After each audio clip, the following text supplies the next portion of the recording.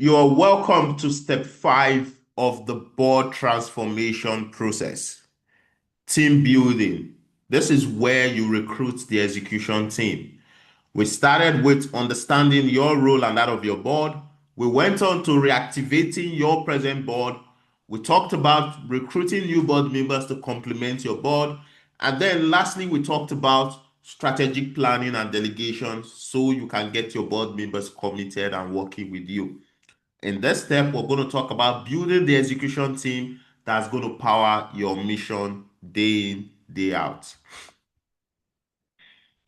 Now, why do you need an execution team?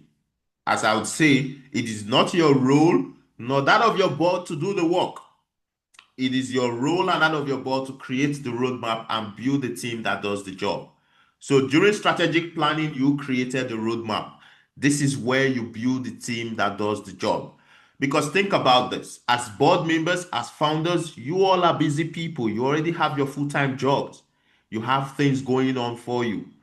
It is not your role to do the day-to-day work. If you do it, you're going to be overwhelmed and you're not going to create the best result for your organization, not for your professional or personal life. So this is why you need an execution team to work with you to execute day in, day out for your mission. And the good thing is for organizations that do not have the resources to employ people at this time, as non-profits, you have the opportunity to tap into the large volunteer pool of young people across the entire United States that can support you on your day-to-day execution.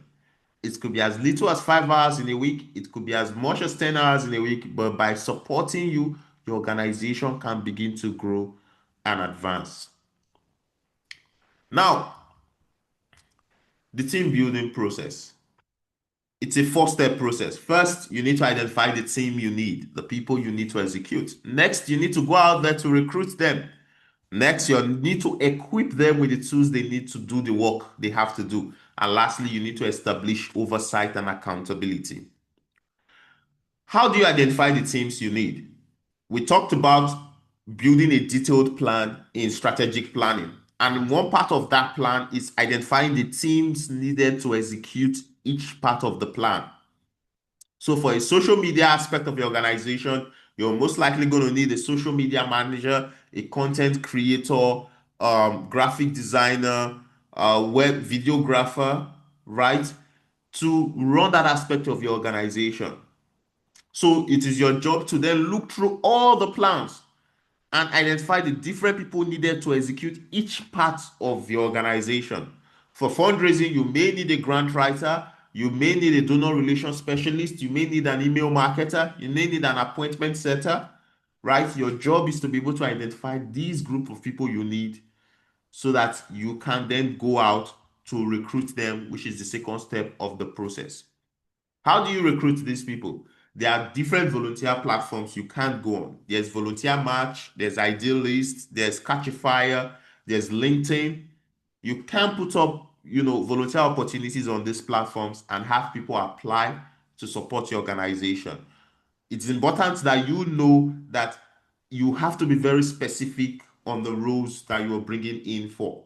If you're bringing in a content creator, you must be specific on their responsibilities, the hours they are going to be putting in, because that's what's going to get people to apply. And of course, the benefits for volunteering within your organization has to be clearly stated. Do you provide trainings? Do you provide career opportunities? Do you provide connection to valuable network? You should be able to list this out because volunteers themselves are also people who are looking to advance in life. Another place you can't find volunteers are community events. There are different recruitment events going on across different communities. You could go on there and find people who are willing to support your cause. The third step of the process after recruiting these people is equipping them. And I'll say, instead of simply creating these tools for them, work with these volunteers or these people to create these materials. And it doesn't have to be volunteers. If you have the resources to employ people, of course, please employ because that's going to give you better access. But as you begin to execute with volunteers and you bring in resources, you can also scale to part-time staff and then full-time staff that would run your organization. So equipping your team is basically creating the tools and materials they need to execute. For example, the social media content plan for marketing, the logos, the flyers, right? All that has to be created for them to execute. So you can work with them to create those materials. Sometimes donation pages, CRM, or videos, whatever that's needed, you can work with them to create those materials. Also important that you train these volunteers. When they come in, you need to be able to train them. You need to be able to show them because some of them may be good at what they do, but they may also need, expertise training so that they can create better results for your organization. And this, of course, is a huge value that volunteers will look out for when they are seeking volunteer opportunity and will get them to join the organization. And of course, you want to be able to establish expectations, show them what commitment looks like, performance metrics, recognition and advancement, and whatever pathway you have ahead for them as they join your organization. Lastly, you need to establish oversight and accountability. So the strategy is having board members establish that oversight and accountability, and then you also, provide oversight and accountability over your board members. You could also use technology to be able to, get them to count their hours, get them to, measure their success metrics, right? So that you are following up with them and then knowing that they are giving their best to your organization. Now, as the founder, it is your role to work with each of these board members to recruit the team that's needed to execute. If you're good and you're able to bring in a HR professional into your board, it is your role to work with these professionals to recruit these team members that you need to execute your mission. It is the board's role to identify the team members that's needed, work with you to recruit them, work with them to create the tools they need to execute, work with them so that they can all collaborate as a team, supervise and report back to the board the progress, the setback, or whatever that's happening within their own area of the organization. It is also your board's responsibility to hold these team members accountable because they are going to be reporting directly to the board member in charge, and then the board member then reports to the board during your board meetings.